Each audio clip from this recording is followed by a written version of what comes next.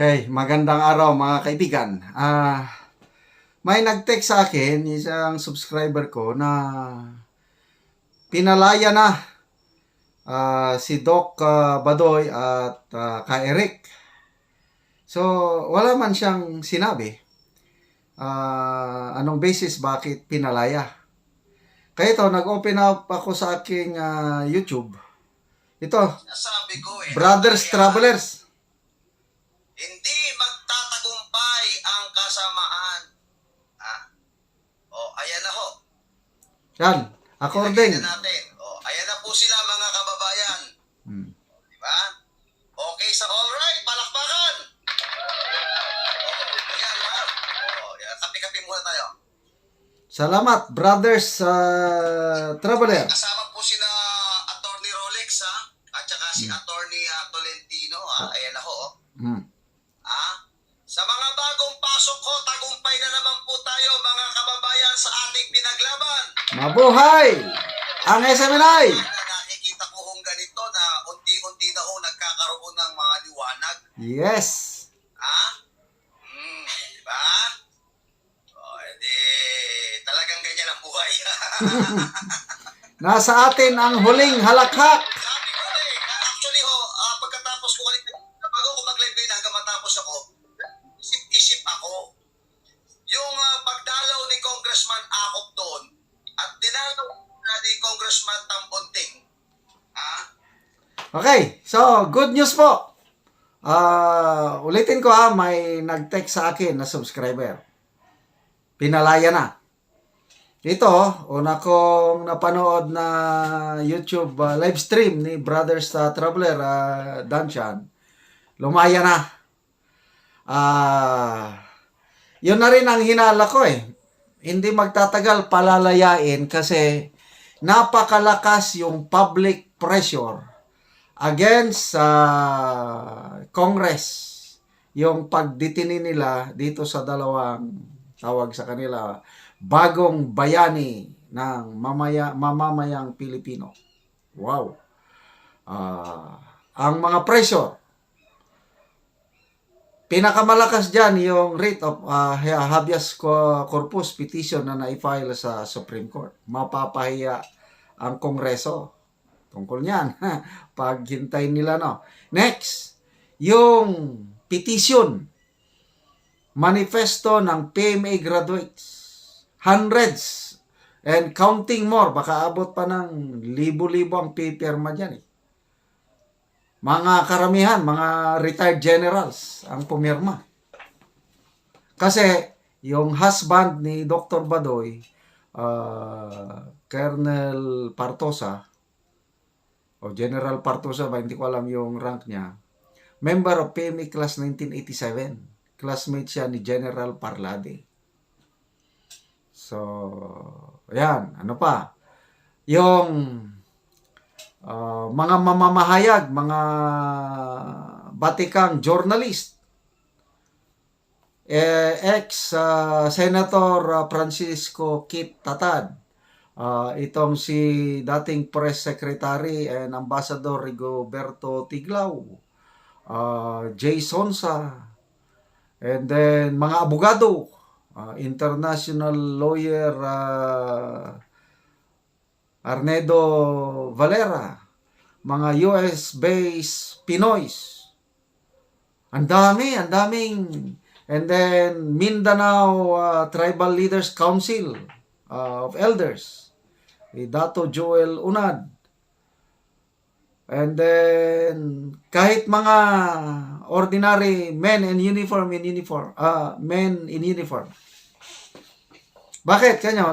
Kasi itong si Ka Eric at Dr. Badoy, sila yung nasa frontline sa pakikipaglaban sa propaganda war between the CPP, NPA, and DF. Daman-damayan ng mga sundalo at pulis. Tingnan mo yung SMNI. Halos lahat ng probinsya, meron silang mga reporters nagko-cover ng activities ng AFP-PNP tungkol sa NTF-ELCAC. Yan yung mga mga contribution ni Ka Eric, Doc Badoy, SMNI, na hindi nakikita nitong mga kongresista. Tapos, nakakainis pa yung may isang kongresista na nagtanong kay Doc Badoy na bakit atat ka na matalo o matapos na itong local communist armed conflict. Ganon ang tanong ng isang kongresista dahil yung passion ni Dr. Badoy na labanan itong may komunista, grabe eh. Nako, nabasa ko yung post ni Doc Badoy, nakapagtimpi lang sarili ko, sabi niya, ang isasagot niya na, bakit hindi po tanungin niya sa sarili mo? You are a government official. Di ba ang congressman, part of government, dapat bawat isa na nasa gobyerno tumulong sa pakikipaglaban sa mga kalaban ng bayan. Kongresista, sinisildohan ng taong bayan. Tapos, tatanungin niya ang isang Doc Badoy, civilian na yun, hindi na connected sa government. Tatanungin niya, bakit gusto mong matapos ang insurgency? Ibig sabihin, yung kongresista na yun, ayaw niyang matapos ang communist insurgency. Ang sarap pitikin ng ilong o batukan yung kongresista na yun. So, grabe. So, again, magbunyi po tayo. Ito po ay tagumpay nating lahat. Tagumpay ng mamamayang Pilipino. Itong paglaya ng dalawang bagong bayani. Okay? So, ano ba? Nag-rally din yung Nag-rally yung mga dating NPA cadres, Communist Party members, mga dati. Nag-rally sa harapan ng batasan pambansa. So, it's too much of a public pressure. Kaya yung nagbisita yung Congressman Tambunting, tapos sinabi niya na alam niya na yung sinabi daw ni Ka Eric, yung source. Kalukuhan yun. Although dininay ni Ka Eric nga hindi niya sinabi yung source. Palusot na lang yun. Kasi ang bago itong petition ng writ of habeas corpus, bago itong public pressure na matindi, nagsabi itong mga kongresista na ang kondisyon para palayain nila si Ka Eric at Doc Badoy, sabihin ni Ka Eric yung source niya sa Senado. Ayun, kwento na lang yun. Palusot ni Congressman Tambunting na total, binanggit naman lang niya yung source sa akin, di palayain na natin. Ganon eh. Palusot para maiwasan nila yung mapahiya. But, to me, I'm sorry, mga kagalang-galang na kongresista, napapahiya kayo. Supalpal ito. I'm sorry. Maalala ko ulit yung sabi ni PRRD na Congress, the most rotten institution in the country. I agree. Basing from my observation. Sa mga paggastos sa pundo, certification lang, wala nang liquidation. Ano ba yan? Walang resibo. Billions of pesos.